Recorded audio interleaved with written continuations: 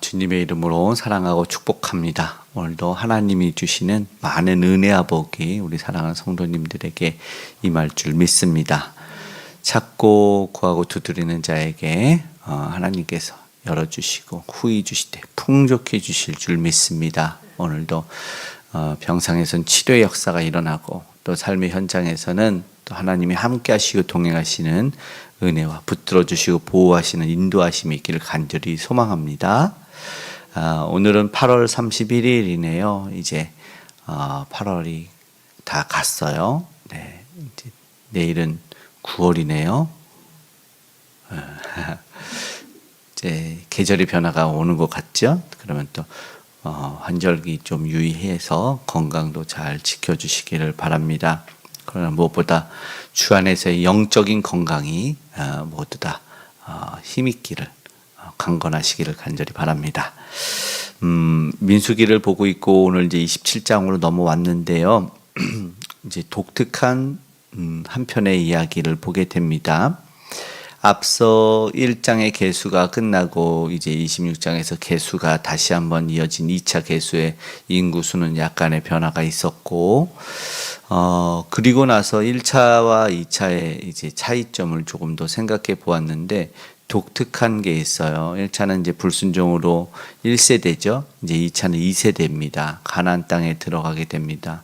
이제 땅을 분배받을 이제 실제적인 사람들이 계수가 되면서 또 거기 특징적인 레위인에 대한 이야기를 빼놓을 수가 없었습니다. 기업을 그들의 이 믿음의 공동체의 고백을 통해서 그리고 하나님과의 끊어지지 않는 관계를 통해서 레위인을 그들의 지파에 머물게 하였죠.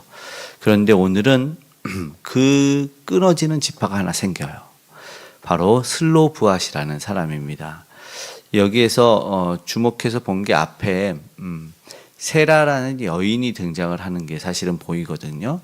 그러니까는 남자 지도자 가문들이 이 26장에서 쭉 열거되다가 여인의 이름이 딱 거론이 되는 것이 무엇일까 사실은 딱 보여지는데 여기서 또 여인이 나오고 앞에서도 여인이 나오는데 남자 지도자들만 나오는 당시의 문화였어요.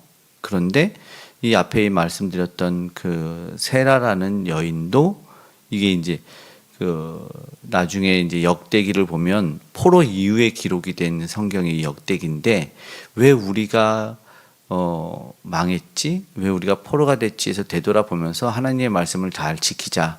그래서 이제 초반에 우리가 어떤 사람인지 정체성을 밝히기 위해서 막 가문에 누가 누구를 낳고가 시작되는 이제 역대기 상에 보면 7장에 이 세라라는 이름이 등장을 하거든요. 그러면 이 여인은 또 뭐였지? 왜냐하면 20세 이상으로 전쟁에 나갈 만한 사람들의 수인데 여인이 딱 등장을 하면 그 사람은 뭐지? 26장 46절에 아까 살짝 보면은 그래요. 아셀 자손에 계수된 자. 아셀의 딸의 이름이 세라라. 분명히 무언가 있어요. 근데 뭘 했는지는 모르겠어요.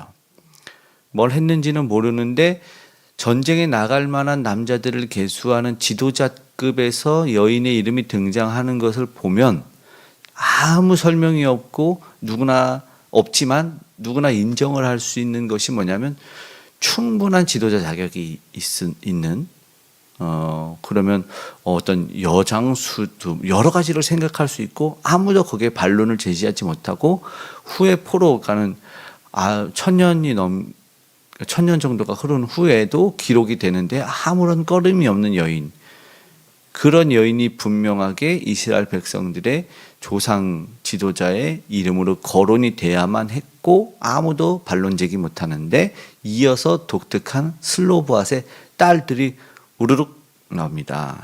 1절에죠. 밀라노아 호글라 밀가 디르사.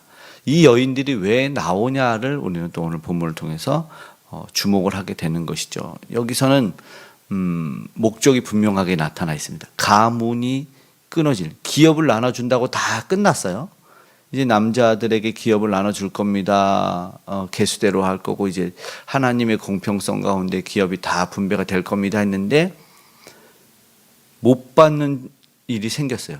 왜냐하면 아들이 없는데 어떡합니까? 오, 맞아. 아들이 없어지는 것들, 어떡하지 했을 때 이 슬로브앗의 딸들이 찾아왔어요. 그래서 우리는 우리 아버지의 이로 인해서 남자 자녀가 없었는데 기업이 끊어지는 것이 옳은지 거기에 대해서 당당한 요구를 하게 되는 것을 보게 되죠. 이 모습이 굉장히 적극적이죠. 공의롭고 공평한 하나님의 이 분배 속에서 이루어지는데 거기에 대해서 당연하게 나타나는 여인들이지만 용기라고 볼 수가 있는 것이죠. 그래서 꼭 기록해야 됐고 이것이 결국은 이들의 법으로 작용을 합니다. 우리가 이제 10절, 11절 이렇게 쭉 보면 가까운 형제에 주고 또 가까운 친족에게 주고 이게 이제 룻기로도 이어지는 것 우리가 이제 보게 되죠. 그러니까 법이 제정이 되는 거예요. 자녀가 없을 경우 뭐 딸들이라도 있으면 딸들이 받겠지만 딸들이 없으면 어떻게 받겠냐 이게 이제 제정이 되는 것이었는데 이 하나님이 주시는 은혜 아니었습니까? 복이었잖아요. 기업을 준다는 건 굉장히 큰 땅의 문제라고도 이야기를 계속 또 어저께도 했지만 땅을 받아야지만 되는 것이 그들의 삶의 유지였어요. 예, 그것을 당연히 받아 누려야 되는 복의 문제였기 때문에 당당하게 이야기를 하고 요구할 수밖에 없었다 말합니다. 여기서 이어서 우리는 당당한 요구이지만 우리는 뭘 배우냐면 기도의 자세를 배울 수가 있는 것이죠. 우리도 이래야 된다라는 것이죠. 하나님께 구할 것이라는 거예요. 찾아야 될 것이라는 것이에요.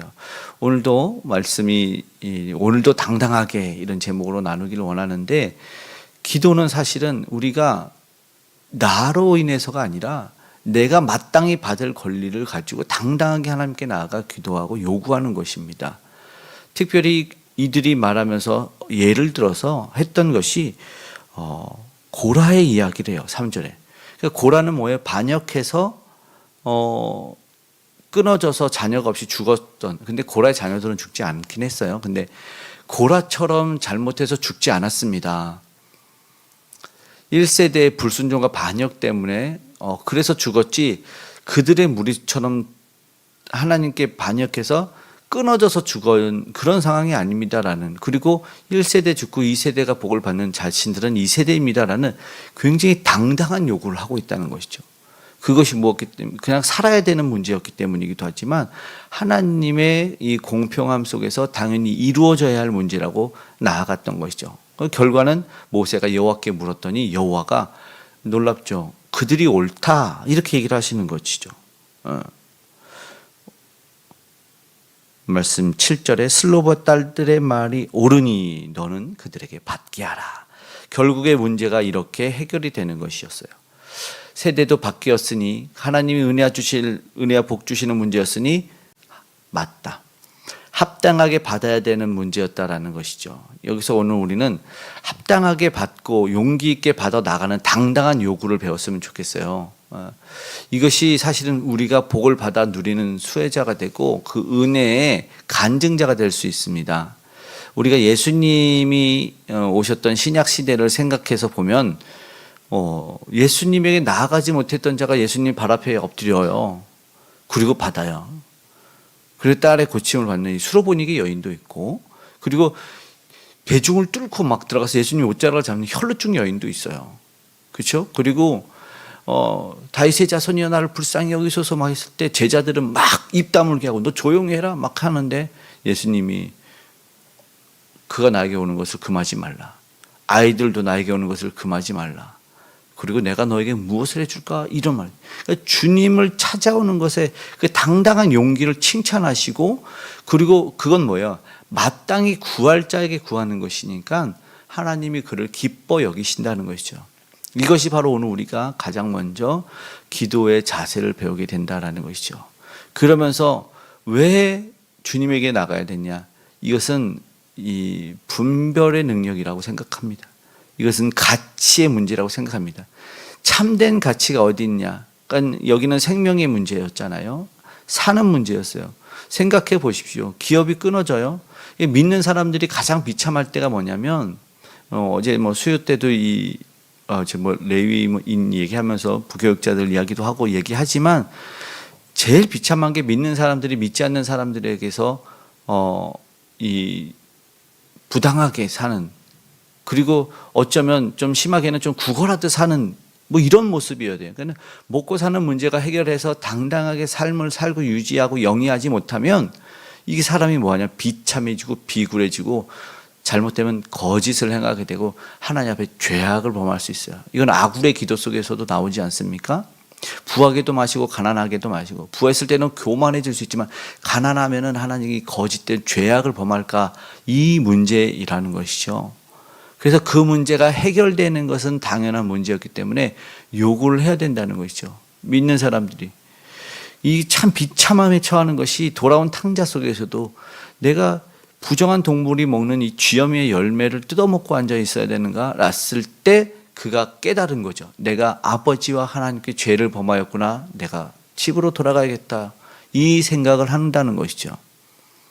굉장히 중요한 문제로 어쩌면 이 슬로브핫의 딸들이 옳다, 모두가 생각하지 못하고 자기들끼리 마무리 지려고 했을 때 그들의 요구를 기록해 놓으시죠. 하나님께서는 그래서 슬로브핫의 딸들의 이름까지 거론을 시키는 것을 보게 됩니다. 네, 오늘 우리도 사실은 이제 이런 모습 속으로 나아가서 기도해야 되죠. 우리는 이 땅에서 하나님이 주실 은혜 복을 받아 누려야 됩니다.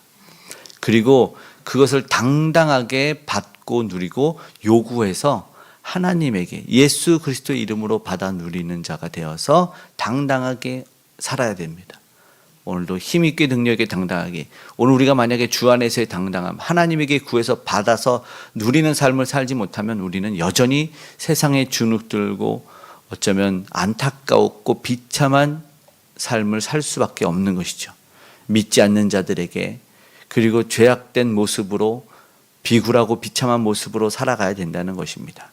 그래서 오늘 우리는 우리가 믿는 자로서 당당하게 누리고 또 그러지 못한 자들을 위해서 기도의 줌으로 말미암아 하나님의 자녀가 하늘의 위협과 기업을 받아 누릴 수 있기를 기도해주고 또 그 삶을 영위할 수 있는 저와 여러분, 우리 함께하는 모든 분들이 되기를 간절히 소망합니다.